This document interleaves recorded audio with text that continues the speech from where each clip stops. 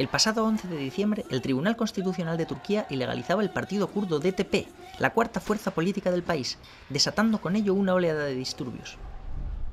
Esta medida pone en riesgo la llamada Iniciativa Kurda, un plan del gobierno dirigido a resolver el conflicto kurdo en este país. 96'da benim babam devletin tarafında kafe önünde babam geldi götürdüler. Yani İskence'de öldürdü. Hala diyor Tayyip Erdoğan diyor biz öldüremedik yani. Un quinto de la población de Turquía es kurda. A pesar de ello, la Constitución afirma que todos los ciudadanos del país son turcos étnicos y que la única lengua oficial de Turquía es el turco. En la última década se ha producido un cierto reconocimiento de la identidad kurda. Sin embargo, los kurdos alegan que la discriminación continúa. Halen Kürt dili yasak. Halen kamusal ortam içerisinde Kürt dilini kullanabilme şansımız maalesef yok. 90'lı yıllara göre Kürt dilinin kullanımında bir serbestlik, bir özgürlük var. Ancak bu aslında çok da kayda değer bir şey değil. Viajamos al sureste de Turquía, a la región que los nacionalistas kurdos denominan Kurdistán. En estas montañas, en estos valles, se esconden los combatientes del Partido de los Trabajadores del Kurdistán, el PKK. Esta guerrilla lleva desde 1984 luchando contra el gobierno central de Turquía por un Estado kurdo independiente. Bu olay salt terör olarak da görmemek lazım. Bu terörü ortaya çıkaran nedenler nedir? Bu insanlar ne istiyor? Neden eline silah alıp dağa çıkıyorlar ve hayatlarını bu uğurda kaybediyorlar? El PKK es considerado un grupo terrorista no solo por Ankara, sino también por Estados Unidos y la Unión Europea. Sin embargo, muchos kurdos opinan otra cosa.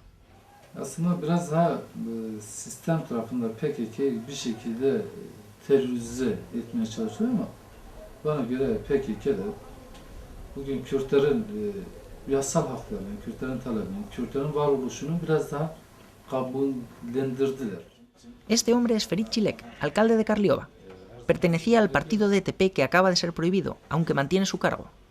Lo mismo ocurre en Diyarbakir, la principal ciudad del sureste de Turquía, donde su alcalde Osman Baydemir ganó las últimas elecciones con el 65% de los votos. A pesar de ello, se queja de las difíciles relaciones con el gobierno central y con el aparato judicial.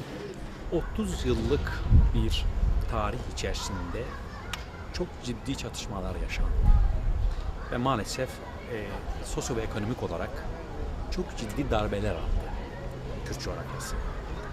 Son birkaç yıldır şüphesiz ki demokratikleşme, insan hakları, reform sürecinde bir takım iyileşmeler olmakla birlikte şu anda Kürt sorununun temeli olan problem alanlarının çözüldüğünü kesinlikle söyleme şansına sahip değiliz. Üçüncüsü Kürtlerin ekonomik olarak yaşam alanları geliştirilmeli. Gerçekten şu an Türkiye'nin en yoksul kesimleri Kürtler. Ve bunların bu durumda olmalarının bir sebebi de işte Kürt olmaları. La ilegalización del DTP supone un obstáculo más en el camino de Turquía hacia la Unión Europea, que se había mostrado opuesta a esta medida.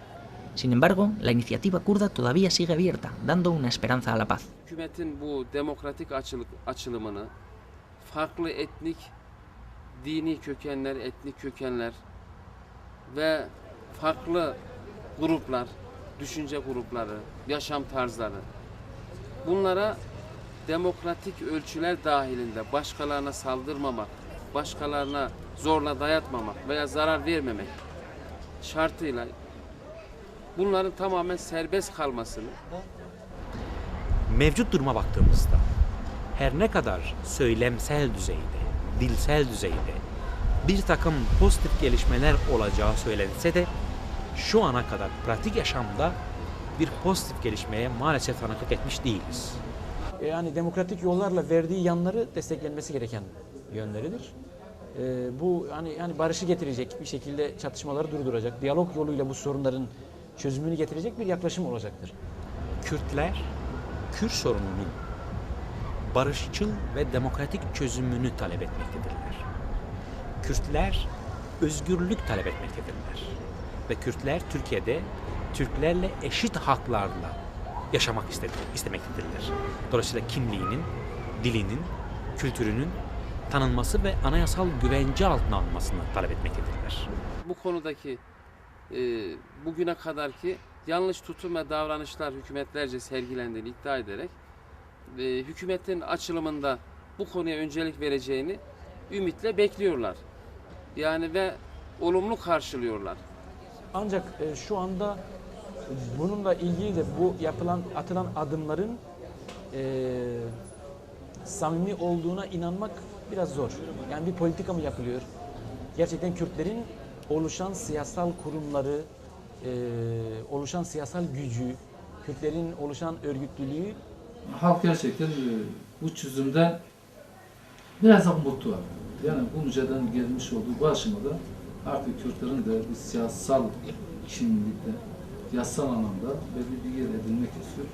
Halkın beklentisi bu.